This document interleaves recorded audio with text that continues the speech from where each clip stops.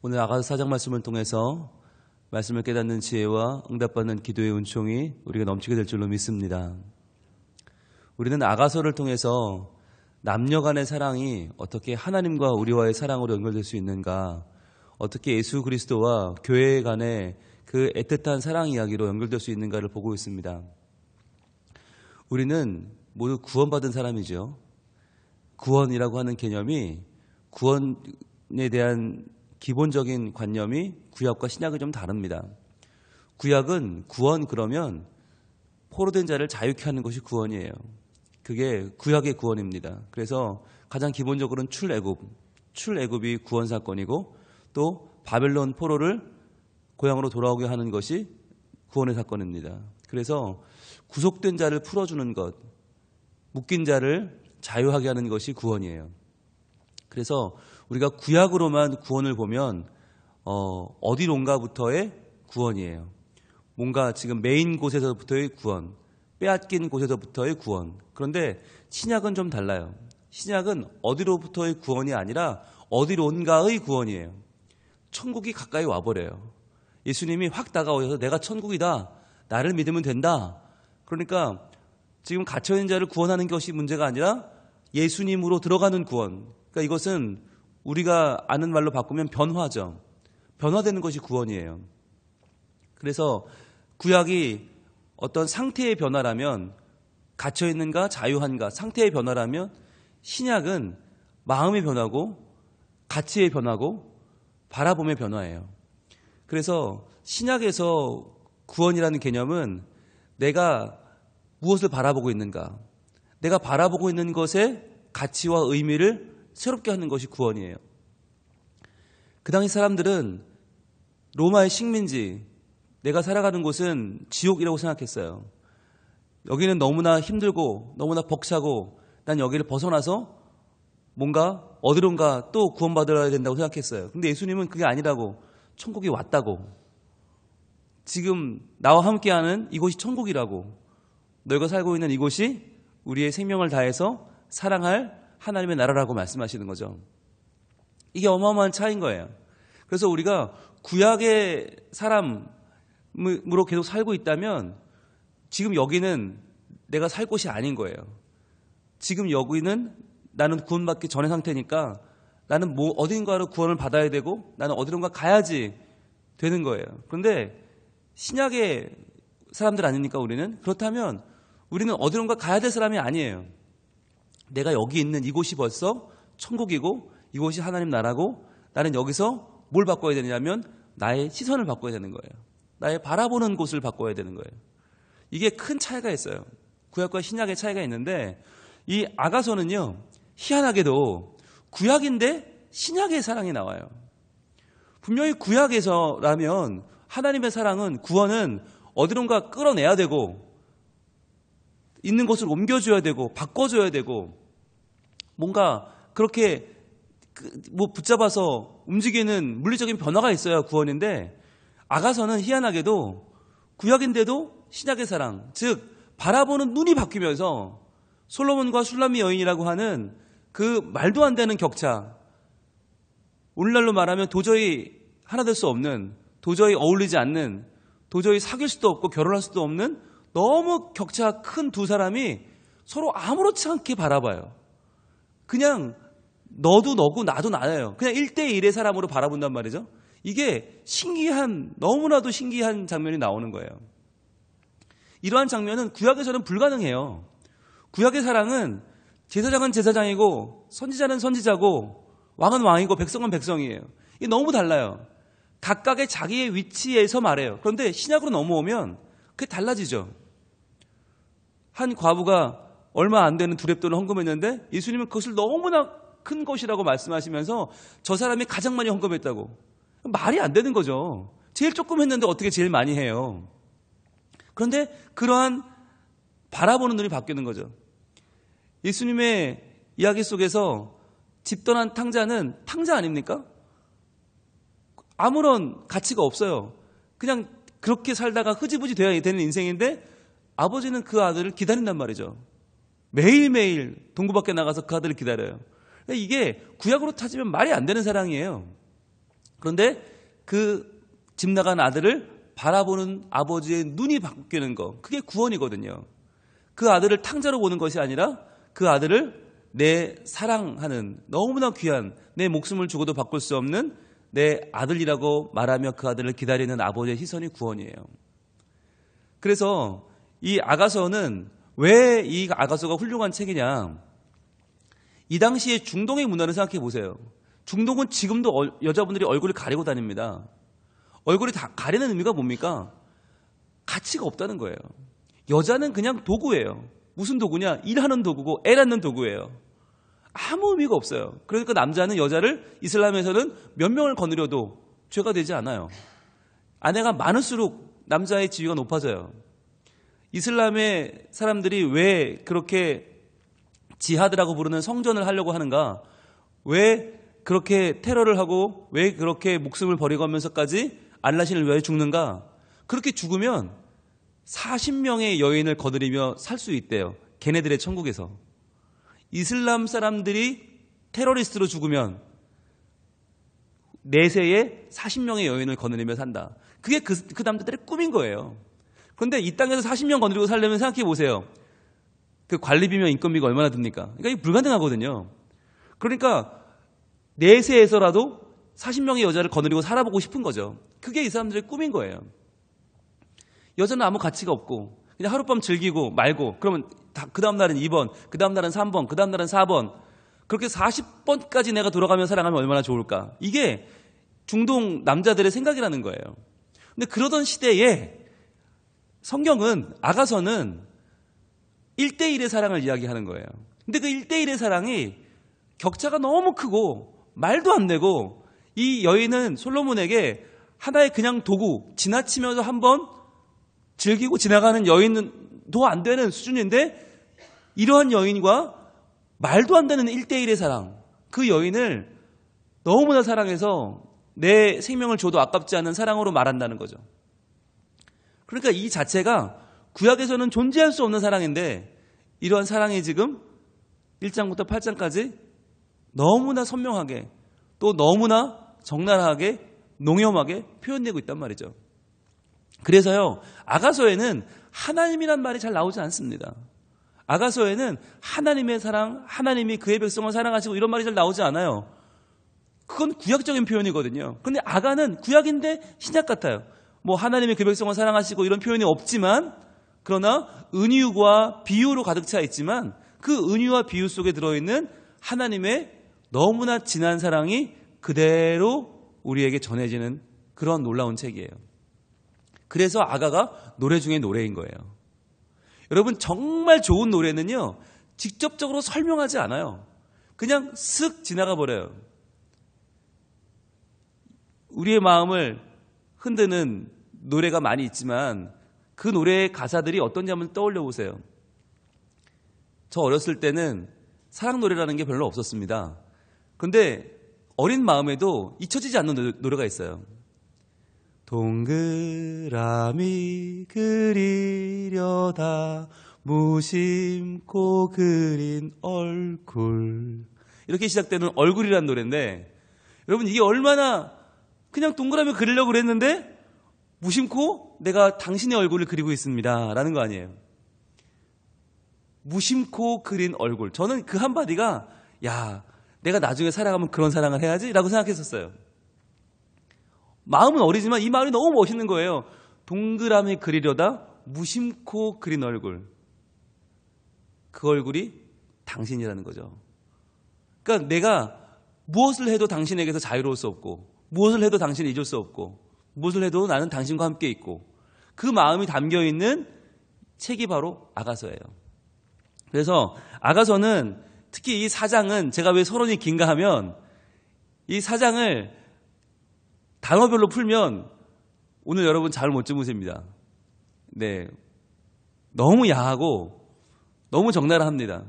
그런데 이 내용이 왜 성경인가라고 하는 거죠. 왜 성경에 이런 내용들이 들어있는가. 이 하나하나 구체적으로 풀면 가슴이 뜨거워지고 얼굴이 발그레해져서 도저히 여기서 함께 할 수 없는 내용들이 왜 들어있는가. 4장이 아가서 중에 하이라이트거든요. 가장 진하거든요. 근데 이 진한 말씀이 왜 성경에 굳이 들어가 있어야만 하는가라고 하는 질문에 대한 답을 생각해 볼 필요가 있다는 거예요. 하나님이 나를 이렇게 바라보신다는 거예요. 내 머리카락은 어떻고, 내 이빨은 어떻고, 내 목덜미는 어떻고, 내 볼은 어떻고, 내 가슴은 어떻고, 정말 이 당시의 사람들로는 상상할 수 없는, 마치 아담과 하와가 범죄하기 전에는 벌거벗었지만 그것이 전혀 이상하지 않았어요. 벌거벗어서 서로 바라보는 눈이 너무 선했어요. 그런데 범죄하고 나서는 몸을 가리게 됐죠. 왜? 서로를 바라보는 눈이 선하지 않았기 때문이에요. 이 세상에 사람이라고는 딱 두 명밖에 없잖아요. 남자라고는 아담 하나, 여자라고는 하와 하나인데 그 둘이 서로 바라보는 눈이 건전하지 않았습니다. 서로를 바라보는 눈이 이게 전혀 그전처럼 밝거나 환하지 않았단 말이죠. 그러니까 인간이 범죄했다는 말은 뭐냐면 한 명밖에 없는 남자가 한 명밖에 없는 여자를 음탕하게 바라보는 거예요. 한 명밖에 없는 여자가 한 명밖에 없는 남자를 선한 눈으로 바라보지 않는 거예요. 이게 인간의 죄예요. 아니 여럿이나 있어야 뭐 눈빛이 바뀌죠. 한 명밖에 없는데 그 한 명을 바라보는 눈이 달라지는 거예요. 시선이 타락하는 거예요. 그런데 이 아가서에서는요, 마치 범죄하기 전에 에덴 동산처럼 남자가 여자를 바라보는 눈이 너무 순수하고요, 여자가 남자를 바라보는 눈이 너무 진지한 거예요. 여기에는 뭐 남자가 여자의 가슴을 뭐 요즘은 훑어만 봐도 성범죄라면서요, 성추행이라면서요. 근데 그런 내용이 하나도 없고요, 오히려 뚫어지게 봐요. 이 솔로몬이 슐람미 여인의 가슴을 뚫어지게 보면서, 야, 네 가슴은 이거 같다, 네 볼은 이거 같고, 네 눈은 이거 같고, 네 이빨은 이거 같고 표현하는데, 여러분 이 정도로 뚫어지게 보면 요즘으로 치면 잡혀갑니다. 철컹철컹입니다. 그런데 잡혀가지 않고 오히려 이것이 성경에 기록되고 너무나 지고지순한 사랑이 되는 이유는 뭔가요? 시선이 변화되었기 때문이에요. 이걸 우리가 오늘 나눈 얘기를 바꾸면 시선이 구원받았기 때문이에요. 여러분 이게 중요합니다. 시선이 구원받아야 됩니다. 우리는 갇힌 자가 자유케 되는 것만 구원으로 알고요, 우리는 뭐 천국에 들어갈 수 있냐 없냐 뭐 이런 걸 구원으로 알지만, 실제로 신약의 구원의 개념은 시선이 변화되는 것이고 바라보는 것이 변화되는 거예요. 그래서 남자가 여자를 바라봐도 순수하고, 여자가 남자를 바라봐도 순수하고, 하나님이 우리를 보셔도 순수하고, 우리가 하나님 봐도 순수하고. 여러분 음탕하다는 말은요, 나를 위해 저 사람을 도구로 쓰겠다는 말이에요. 그게 음탕이에요. 바꿔 말하면 우리가 하나님을 바라볼 때 우리가 하나님을 순수하게 살아가는 것이 아니라 하나님을 이용하려고 하면, 내 욕심과 내 야망을 위해 하나님을 이용하려고 하면 그게 음탕한 거예요. 하나님은 그게 기분 나쁘신 거예요. 그래서 이스라엘 백성이 하나님을 순수하게 섬기지 않고 자기의 꿈과 야망을 위해서 하나님을 이용하려고 할 때 하나님은 분노하십니다. 아가서는 음탕하지 않아요. 진하고 야한데 순수해요. 그게 1대1의 사랑이기 때문이고, 그게 결혼이라고 하는 울타리 안에서의 사랑이기 때문이고, 나의 신부에 대한 신랑의 고백이고 내 신랑에 대한 신부의 고백이기 때문에 그런 거예요. 저는 이 아가서 말씀을 읽으면서 그런 감동을 받았습니다. 우리가 하나님을 향한 사랑은 더 진해도 괜찮겠다.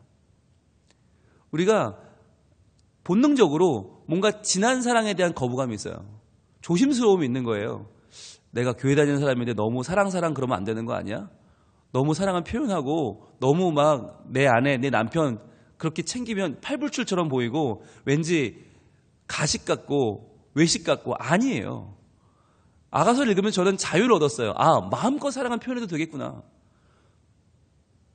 부부끼리, 가족끼리, 그리고 하나님 안에서 교회에 대한 애정을, 어떤 사람들은 교회 안에 너무 열심히 하면 신앙생활 열심히 하는 것도 뭐라고 하는 분들이 있어요.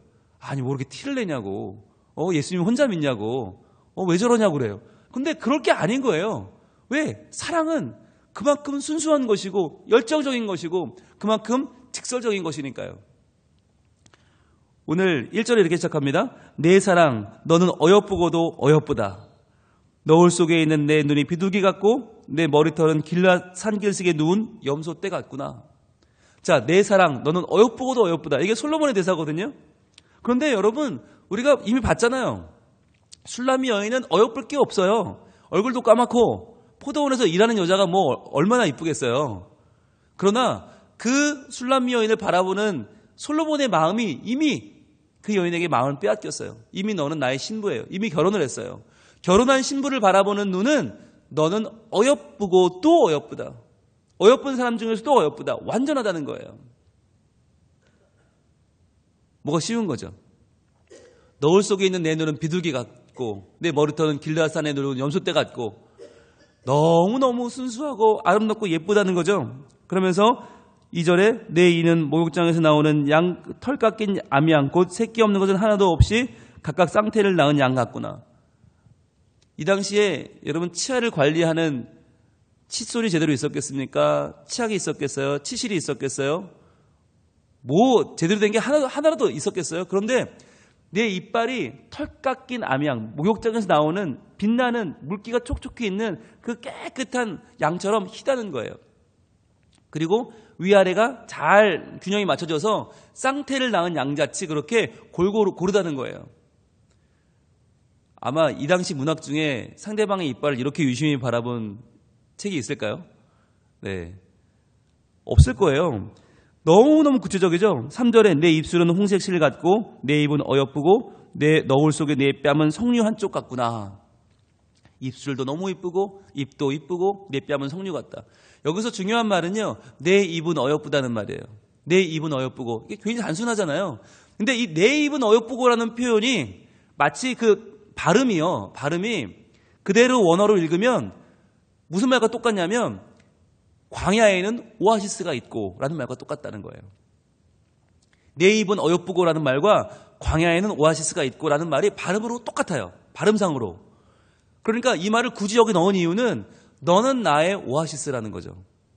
너는 나의 오아시스. 나라는 광야 속에 당신이라는 오아시스가 있기 때문에 저는 소망이 있고 희망이 있습니다. 당신으로 인해 살아갑니다라는 말을 이렇게 표현한 거예요. 굉장히 지금 솔로몬은 멋있는 이야기를 지금 하고 있어요. 근데 중요한 거 여러분, 왜 중요하냐면 보통 이런 말을 언제 합니까? 내 눈은 뭐 같고 내 입술은 뭐 같고 내 볼은 언제 이런 말 합니까? 꼬실 때 합니다. 처음 만나서 합니다. 그게 잘못된 거죠. 왜? 처음 만나서 뭘 한다고? 뭘 그렇게 상대방을 사랑한다고 이런 말을 합니까? 지금 솔로몬은 언제 해요? 첫날 밤에 하는 거예요. 이미 결혼했어요. 이미 내 사람이에요. 우리는 첫날 밤에 이런 얘기 안 하잖아요. 이미 결혼했으면 이런 얘기 안 해요. 그냥 할 거 하고 불 끄고 자요. 부산 남자 3마디 있잖아요. 네, 밥 먹자. 예, 아는 자자 끝이라면서요. 그런데 솔로몬은 부산 남자 아니었던 것 같아요. 결혼 이미 했는데 이미 첫날 밤을 치르면서 이런 말을 해요. 그게 정상인 거죠. 왜 아직 결혼도 안 한 사람한테, 왜 아직 고민 중인 사람한테 온갖 말을 다 퍼붓고 결혼하고 나면 아무 말도 안 하고, 그게 아니라 오히려 내 신부에게, 내 아내에게 이런 찬사를 하는 거죠. 그러면서 4절에 내 목은 무기를 두려고 건축한 다윗의 망대 곧 방패 1000개 용사의 모든 방패가 달린 망대 같고, 목은 망대처럼 든든하게 쫙 뻗었다는 거예요. 5절에 내 두 유방은 백합화 가운데서 꼴을 먹는 쌍태 어린 사슴 같구나. 자, 쌍태 어린 사슴이 얼마나 순수하고 부드럽고 귀합니까? 그렇게 그 여인의 가슴을 칭찬하는 거예요. 그러면서 6절에 날이 저물고 그림자가 사라지기 전에 내가 모략산과 유향의 작은 산으로 가리라. 여러분, 모략산은 없어요. 유향산도 없어요. 근데 왜 이런 말을 썼을까요? 몰약과 유향은 둘 다 시체에 바르거나 아니면 기존의 뭔가를 영원을 상징하는, 변하지 않는 걸 상징해요. 그래서 동방 박사들이 예수님께 드렸던 3가지 황금과 모략과 유향, 바로 그 선물이에요. 영원을 상징하는 거예요. 영원한 왕께 드리는 선물이에요. 그러니까 이 말은, 6절은 내가 당신을 향한 이 사랑이 영원히 변치 않을 것입니다 라고 하는 약속인 거예요. 날이 저물고 그림자가 사라지기 전에, 즉 내 인생이 끝나기 전에 나는 당신을 향해서 모략산과 유황의 작은 산으로 갈 것입니다. 난 당신을 향한 영원한 사랑을 불태울 것입니다. 라고 하는 말이죠. 그러면서 7절 마지막으로 이렇게 말해요. 나의 사랑 나의 어여쁘고 너는 어여쁘고 아무 흠도 없구나. 나의 사랑 너는 어여쁘고 아무 흠도 없구나. 왜요? 왜 어여쁘고 왜 아무 흠도 없어요? 분명히 흠이 있지. 분명히 약점이 있지. 왜 없어요? 그게 8절 때문이에요. 8절 같이 읽습니다. 내 신부야 이거예요. 내 신부야. 내 신부기 때문에 너는 어여쁘다는 거예요. 너는 흠이 없다는 거예요. 내 신부니까. 이게 중요해요. 지금 이 말하는 가슴을 이야기하고 뭐 입술을 얘기하고 볼 얘기하고 이빨 얘기하는 이 모든 것이 다 내 신부기 때문에 가능한 거예요. 내 신부. 여러분 9절에 보세요. 내 누이 내 신부야. 내 마음을 빼앗았구나. 그 다음에 10절 보세요. 내 누이 내 신부야. 내 사랑이 어찌 그리 아름다운지. 11절은요. 내 신부야. 12절은요. 내 누이 내 신부는 계속 강조합니다. 내 신부란 말이 8절에 나오고 9절에 나오고 10절에 나오고 11절에 나오고 12절에 나와요. 너무 좋은 거예요. 내 신부가. 내 신부니까 좋은 거예요. 하나님의 교회를 보실 때도 마찬가지라는 거예요. 교회가 왜 어여쁘고 교회가 왜 흠이 없고 교회가 왜 귀하냐? 내 신부니까. 다른 누구와도 바꿀 수 없는 유일한 내 신부니까 그 신부가 귀한 거예요. 오늘 우리 찬양했어요. 나 같은 죄인 살리신 그 은혜 놀라워. 나 처음 믿은 그 시간 귀하고 귀하다. 왜 나에게 은혜가 내려왔어요? 내가 하나님의 신부예요. 내가 예수님의 신부예요. 그러니까 귀한 거예요. 우리가 신앙에 있어서도 이러한 정조를 잃지 않기를 원해요. 꼭 부부간에만 정조가 있는 게 아닙니다. 신앙에도 정조가 있습니다. 하나님이 나를 어여삐 보셔서 나라는 신부에게 완전한 사랑을 부어주셨습니다. 예수님 날 위해 십자가에 죽으시고 부활하시고 날 위해 온전한 사랑을 주셨습니다. 이제는 나도 돈에, 성공에, 건강에 한눈 팔지 않고 내 야망과 목적을 위해 하나님을 이용하는 음탕한 자가 되지 않고 내가 하나님을 목적을 삼겠습니다. 내가 하나님을 내 인생 가장 귀중한 내 인생의 중심으로 모시고 다른 것 때문에 하나님을 갖다 붙이는 게 아니라 하나님 때문에 다른 것을 희생하는 한이 있어도 내가 온전히 하나님을 사랑하겠습니다. 그것이 은혜고 그것이 사랑이고 그것이 순결한 관계예요. 그것이 구원받은 우리의 시선입니다. 오늘 우리가 다시 한번 구원받은 자로서 우리가 주님 바라보는 눈이 바뀌기를 원합니다.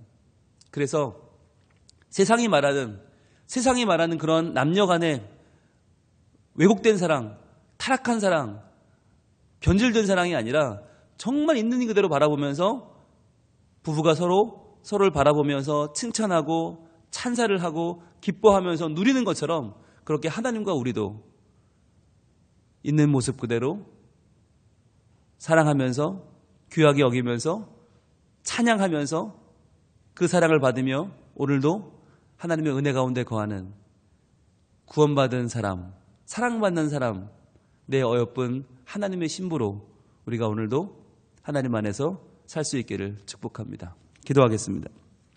하나님,